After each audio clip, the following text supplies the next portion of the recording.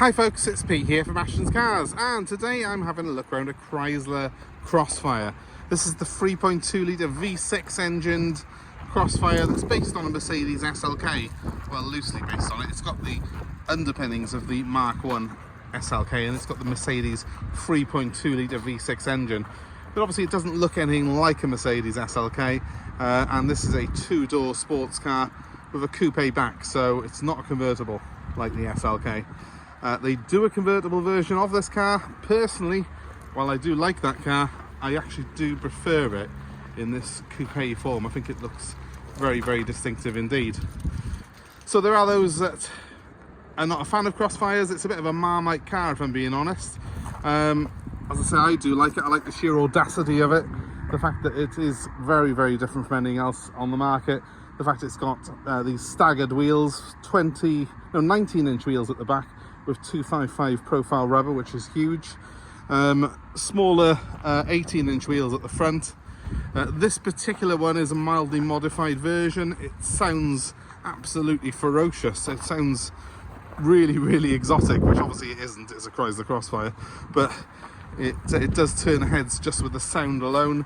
You've got that centre exhaust there, twin exit, lovely V6 sound, and this one has got an uprated exhaust system, so it does sound fantastic. It's also got a couple of little add-ons on it to boost its performance. So without further ado, I'll show you around the car. It's done 102,000 miles. This it's the second time I've sold it. I sold it to its previous owner, and because they were shall we say getting a little bit older, they were struggling to get in and out of this car. It is a very low slung coupe, so they part exchanged this for a four-wheel drive with us, which we were obviously happy to do. And I drove this car back here to South Wales from their home in Cornwall, and I enjoyed the drive, really did. It was quite a late night sort of jaunt up the M5 and the M4 back to Wales, but what fantastic performance from that 3.2 litre V6. It's got cruise control on it as well. It's a Mercedes cruise control, which are fantastic. So it's a very easy car to drive. It's actually quite relaxing, despite the fact it is technically a sports car. So let's show you around it. A few things have been changed on this car. For a start, these pillars normally on a Crossfire are aluminium. They've been painted over in black. It's not the best job I've ever seen. There's a couple of little bubbles in the paint, but it was like that 3 years ago and it still looks the same now, so it hasn't obviously deteriorated in the time that the previous owner had the car. Coming around the back is a couple of little touch-ins. It's had a couple of blow-ins on the door edges, and for some reason on this spoiler here, see the rippling of the paint there? Non-standard. It's obviously for some reason that paint has been chipped and then resprayed. It's not horrendous, it still looks quite nice, but it's not perfect either. And coming down this side of the car, well, actually there's not a lot really to tell you about this side of the car. It is in quite good nick. Obviously the wheels on it are not perfect, but they are passable, I would say, well above average for the age and mileage this car's done. It's done 102,000 miles. And despite the fact it's 19 years old this year, and it's done 100,000 miles, and it's obviously in the cheaper end of the cars that we sell, I do think that it's a very distinctive looking car. It's quite an eye-catching vehicle, really. I've been using it for a few days while the plate transfer went through, because it did have private plates on it, and I've enjoyed using this car. It's very, very fast, it's very, very fun, and it's just a bit left field really. It's just not it's not what you would automatically perhaps think of if you're thinking of a two-door sports car. Maybe you'd think of a TT or something like that, but this really is an interesting alternative to all those, and because it's not turbocharged, there's not really that much goes wrong with them. That Merc V6 engine is an absolute gem, and while it might be built by Chrysler on the outside, all the underpinnings are Mercedes-Benz. Most of the trim, most of the switchgear in this car is Mercedes, and that's a really good thing, because the Mercs of that era were really well built, in fairness to them, so it'll last you this well. So let's have a quick look. Let's first of all just show you the boot, because I was quite surprised how big that was. I've been carrying all my kit in it for the last few days. I've just emptied it now. It's huge, as sports cars go. Really, really deep. the previous owner did play golf, and he said he wanted a sports car that could get 2 sets of golf clubs in, and that's why he bought the Crossfire originally off me. So hence the fact, yeah, massive boot, but only 2 seats, remember, so practicality is not its forte. If you are looking though just for a 2-seater, there is plenty of room in here. Let's just jump in. So just turn the radio down quickly. So if you've ever had a Mercedes SLK, you might be looking at this now and thinking, crikey, that looks a bit familiar, because it will do. Most of the dashboard is Mercedes on this car. There's a couple of little things that are different, but all these switches are Mercedes, the cruise controls Merc, even those instruments are Mercedes. So inside, really, it does feel more like a Mercedes SLK, just looks completely different on the outside. Now, I should say it's 215 horsepower this car is, as standard.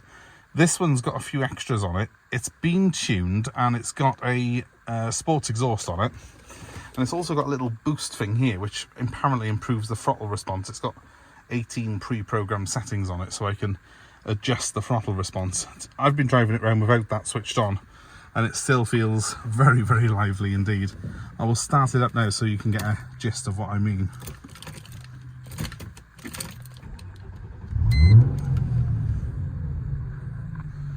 The sound quality is never great on these videos, but let's turn the fan off altogether. I'll give it a quick rev for you.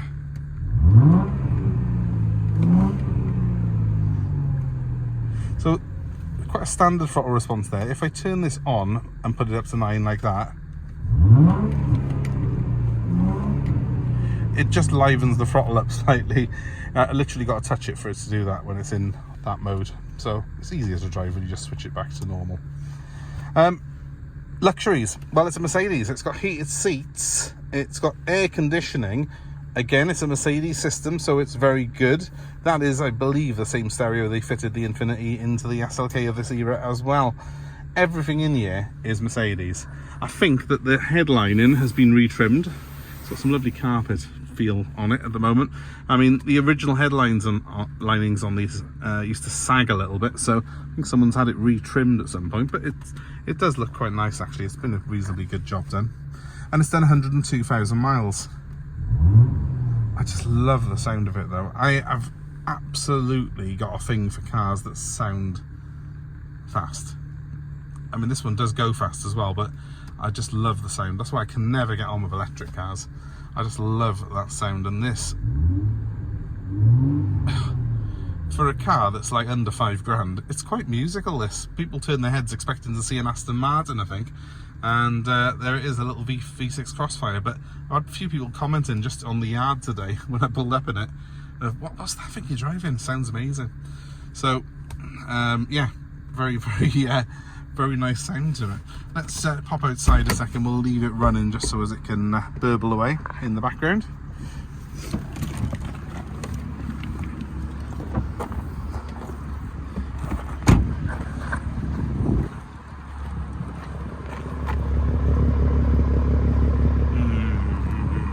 I do like that. Do you know what? You can get a proper thrill with a car like this for not a lot of money at all. The price of a, you know, second-hand Focus or Astra, you're getting yourself something a little bit special. And yeah, it's a little bit older. It only does about 27, 28 to the gallon. Although that's not bad really, not for a car this size. It's better than my Range Rover diesel on fuel. But you know what? You have got a car here that really will entertain you for not a lot of cash. So if you're looking for something like that, something to get your pulse racing, I can't really recommend this one highly enough. It's a lot more fun than anything else really that I can think of in the price range. If you're interested in it, give me a call. 07932 873 646 is my number.